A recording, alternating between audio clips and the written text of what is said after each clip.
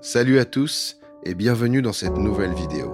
Si tu découvres la chaîne, pense à t'abonner pour ne rien manquer de nos réflexions spirituelles.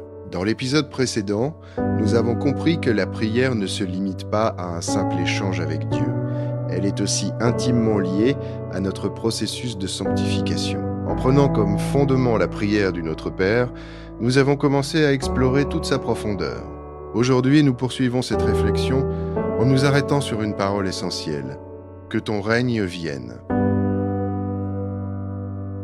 Le thème du jour est « Comment devons-nous prier ?» Partie 3. Le mot, traduit par « règne », dans ce passage vient du grec « basileia », qui signifie à la fois « règne » et « royaume ».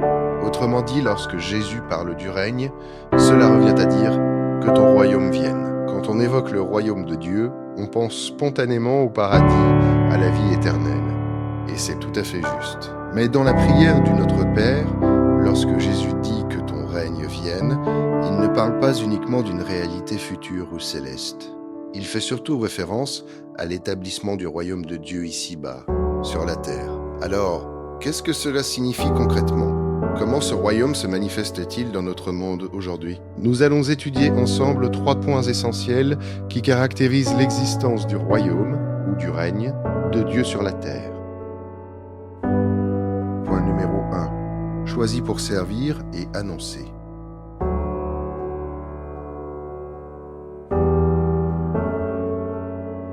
Exode 29, versets 4 à 7. Tu feras avancer Aaron et ses fils vers l'entrée de la tente d'assignation, et tu les laveras avec de l'eau. Tu prendras les vêtements.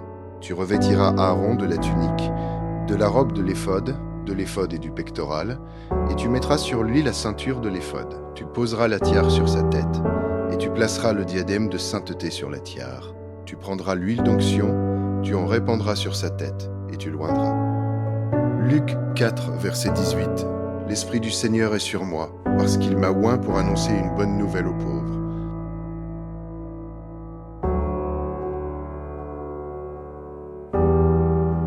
1 Pierre 2, verset 9. Vous, au contraire, vous êtes une race élue, un sacerdoce royal, une nation sainte, un peuple acquis, afin que vous annonciez les vertus de celui qui vous a appelé des ténèbres à son admirable lumière.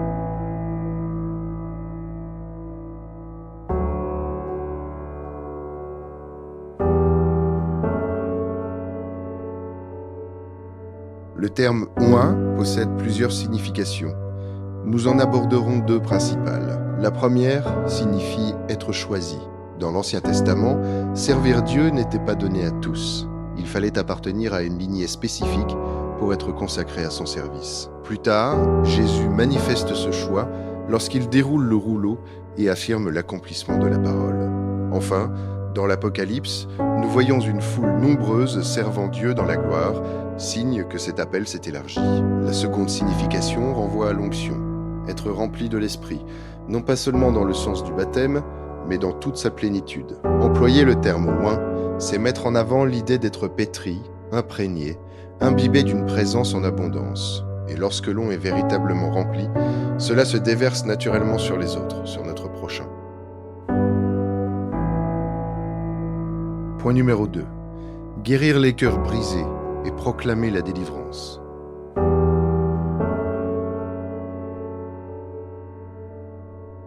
Psaume 107, versets 18 à 20. Leur âme avait en horreur toute nourriture, et ils touchaient aux portes de la mort. Dans leur détresse, ils crièrent à l'Éternel, et il les délivra de leurs angoisses. Il envoya sa parole et les guérit. Il les fit échapper de la fosse. Psaume 116, versets 1 à 4. J'aime l'Éternel, car il entend ma voix, mes supplications, car il a penché son oreille vers moi, et je l'invoquerai toute ma vie. Les liens de la mort m'avaient environné, et les angoisses du sépulcre m'avaient saisi. J'étais en proie à la détresse et à la douleur, mais j'invoquai le nom de l'Éternel. Ô Éternel, sauve mon âme.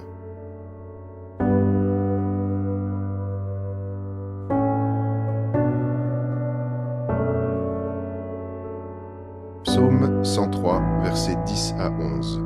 Il ne nous traite pas selon nos péchés, il ne nous punit pas selon nos iniquités. Mais autant les cieux sont élevés au-dessus de la terre, autant sa bonté est grande pour ceux qui le craignent.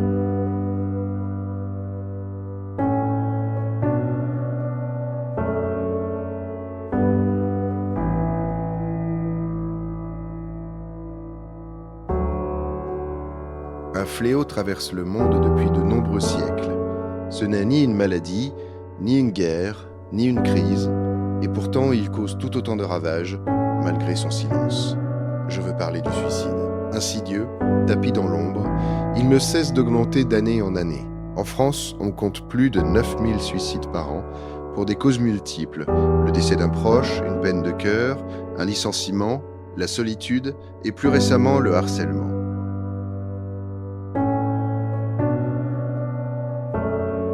Face à cette réalité, nous ne voulons pas rester silencieux. Nous croyons qu'il existe une espérance et nous la proclamons à travers notre chaîne. Jésus-Christ peut guérir les cœurs brisés, libérer de ceux qui emprisonnent et redonner la joie.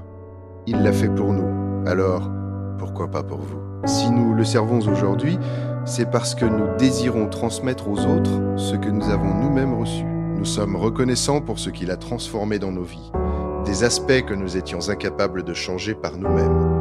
Et le message central est là, l'espérance existe. Point numéro 3, publier une année de grâce.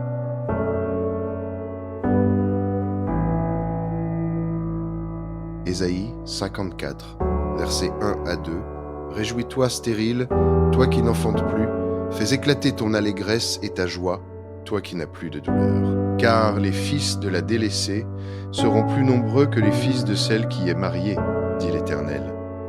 Ésaïe 55, versets 1 à 2.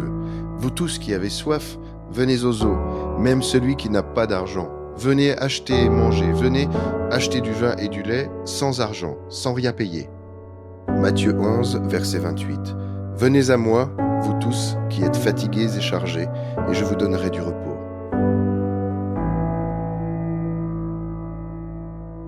Luc 15, versets 18 à 24. Je m'élèverai, j'irai vers mon Père et je lui dirai, « Mon Père, j'ai péché contre le ciel et contre toi. Je ne suis plus digne d'être appelé ton fils. Traite-moi comme l'un de tes mercenaires. » Et il se leva et alla vers son père. Comme il était encore loin, son père le vit et fut ému de compassion. Il courut se jeter à son cou et le baisa. Le fils lui dit, « Mon père, j'ai péché contre le ciel et contre toi. Je ne suis plus digne d'être appelé ton fils. » Mais le père dit à ses serviteurs, « Apportez vite la plus belle robe et l'en revêtez. Mettez-lui un anneau au doigt et des souliers aux pieds. Amenez le veau gras et tuez-le. Mangeons et réjouissons-nous, car mon fils que voici était mort, et il est revenu à la vie.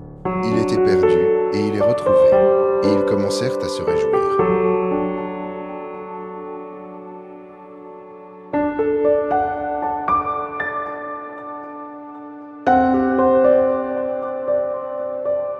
Qui peut dire qu'il n'a jamais péché? Nous avons tous connu l'erreur et la faiblesse. Toutefois, il existe une différence. Les croyants qui ont accepté Jésus et ont décidé de le suivre sont venus à lui reconnaissant que leur péché était trop lourd à porter seul. À l'image du Fils prodigue, Dieu nous a revêtus d'un vêtement nouveau. Nos anciens habits étaient pour l'un le mensonge, pour l'autre une addiction, pour un autre encore la colère. Mais en venant à lui, nous avons été transformés. C'est précisément à cela que fait référence cette année de grâce. Elle ne symbolise pas simplement une année au sens chronologique, mais un nouveau départ, un changement de vie, une nouvelle naissance.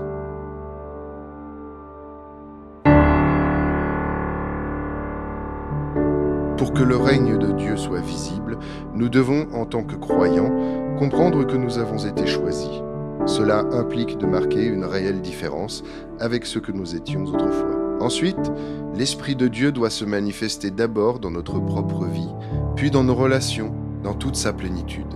Cette manifestation passe par une vie transformée, sanctifiée et pleinement consacrée au service de Dieu. Enfin, nous sommes appelés à le servir, chacun dans son domaine, afin que sa parole soit proclamée à ceux qui, parfois sans même en avoir conscience, cherchent désespérément la seule et unique solution, Dieu.